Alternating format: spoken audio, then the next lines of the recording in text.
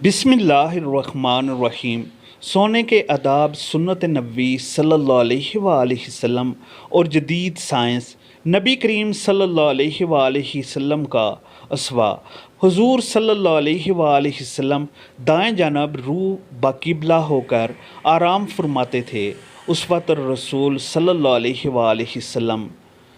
हज़रत अन मैमूना रज़ी अल्लाह तआला अन्हा से रवायत है कि आप सल्लल्लाहु अलैहि वसल्लम बेदार होकर आँखों को मलते थे, बिस्तर पर कुछ देर बैठते।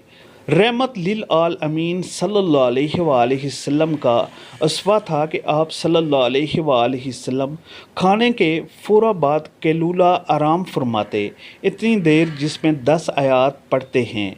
दाएं करवट लेटने से मैदे और आंतों का बोझ दिल पर नहीं पड़ता है, जिसकी वजह से दौरान खून मुतासर नहीं होता। दाएं करवट सोने से दिल महल्लक रहता है और शदीद गहरी नींद नहीं आती, यानी ज़रा सी आहट पर आँख खुल जाती है और किसी भी नागहानी सूरत में इंसान अपनी हिफाजत कर सकता है और सुबह सवेरे आदत का भी सबब बनता है।